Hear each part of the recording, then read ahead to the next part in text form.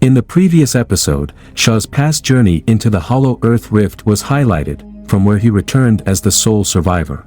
The unique topography of Hollow Earth resulted in time dilation, which sent him 20 years into the future.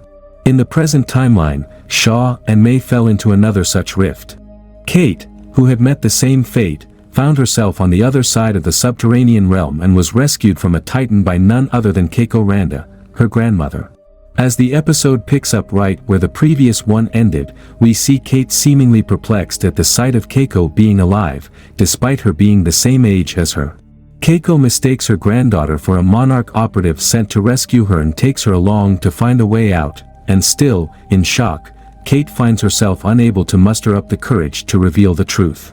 Contrary to our speculation, Keiko's conversation with Kate reveals the place to be a limbo space she termed Axis Mundi, sandwiched between the surface world and the hollow world, and it explains how spatial and temporal distortions had affected this place only and not Hollow Earth, as seen in Godzilla vs. Kong. As they venture further into the jungle, the duo comes across May and Shaw, who have been searching for Kate all this while. The interaction between Shaw and Keiko in this segment is especially memorable, arguably the best when it comes to the treatment of human characters in the franchise. To lessen the shock of the realization that she has lost a lifetime's worth of memories in this place, Shaw decides to break the news slowly. Initially not revealing his old appearance to Keiko, Shaw brings her up to speed about the time dilation situation, chronicling how he himself has missed 2 decades from his life and that she has lost more than half a century. The ensuing emotional surge breaks Keiko, which just keeps piling on with one traumatic update after another. Spending a couple of months in Axis Mundi has snatched more than 50 years off her life, and during that period, Bill has passed away and Hiroshi has been brought up as an orphan. After learning Kate's identity as her granddaughter, Keiko's barrage of surprising revelations finally ends. On the other hand, in the surface world too, lives are thrown into utter disarray, and the characters try to find some solace by doing some soul-searching. Hiroshi comes clean and prepares to take leave of the lives of people whose trust he had broken, starting with Kentaro and Emiko. Even though Emiko severs her ties, she insists on Hiroshi fulfilling the responsibilities he has as a father to Kentaro. Tim joins his post at Monarch HQ and insists Verdugo check on the rescue signal they have been receiving from Hollow Earth, which he considers to be a sign of Kate, Shaw, and May's survival.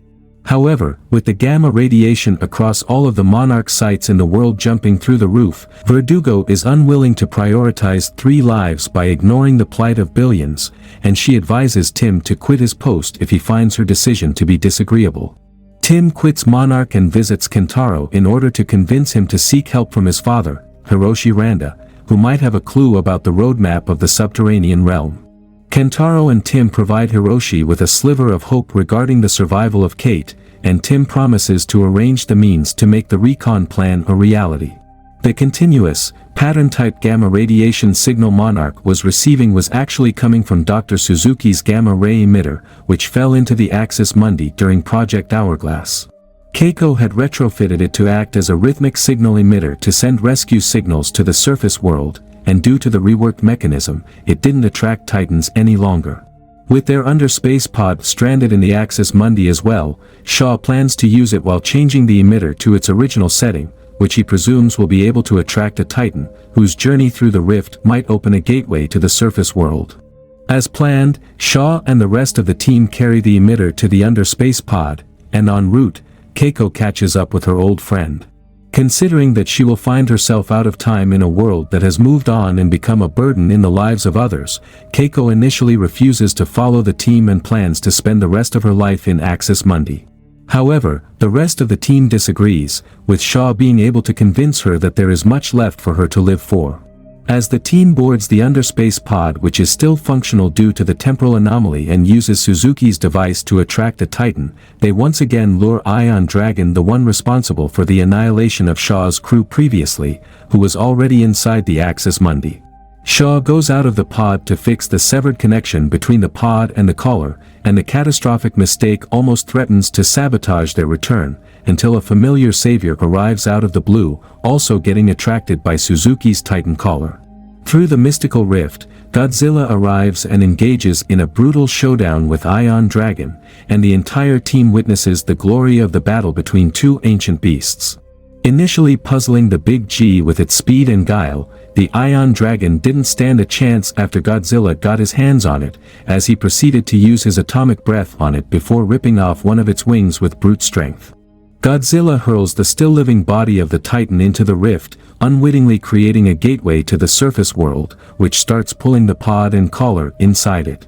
Shaw hurries to enter the pod and latches onto Keiko's hands at the final moment. However, realizing that the additional weight is pulling the pod down, Shaw decides to let go to save the rest of the team. The sole reason for Shaw's anti-Monarch mission and, previously, to strengthen the organization was rooted in his feelings for Keiko. Fate has offered him another chance to save Keiko's life, and he has grabbed it with both hands by sacrificing his own life. A chance to protect the person he loves is everything he could have asked for, and therefore it can be said that he passed away with dignity. A devastated Keiko mourns the loss of the only friend she had as the pod travels through the rift and suddenly gets redirected to a different route to appear in the surface world. The team steps out of the pod in a secure facility and gets escorted by a private military of sorts, as they are greeted by Kentaro, Tim, and Hiroshi. After another bout of emotional reunions between the Randa family, May notices the Apex Cybernetics executive, the villainous Brenda Holland, her former employee, who was trying to create a cybernetic neural interface by experimenting on caged animals and had the ambition to do so with a Titan. As it turns out, 2 years have passed in the surface world already due to the time dilation, and in their effort to extract Kate and company from Axis Mundi, Tim sought the help of Apex. As for the location where the team has surfaced, it is revealed to be Apex's outpost on Skull Island, and as the episode ends, we hear the rumbling of another familiar behemoth. The king of Skull Island, Kong, rushes out in front, piercing the darkness of the jungle amidst torrential downpours, signifying his dominance with the iconic chest thumping and shouting out loud. More on the Monsterverse connection in a separate article. As the season ends, we faintly hope for Shaw's survival, given how Keiko survived in the Axis Mundi. But it is befitting that his sacrifice is given some heft, and the character takes leave with his arc closing in a satisfying manner. However, we sincerely hope to see more of Keiko Randa in the upcoming installments of Monsterverse, as her brilliant characterization as one of the founders of Monarch made the series all the more enjoyable in the first place.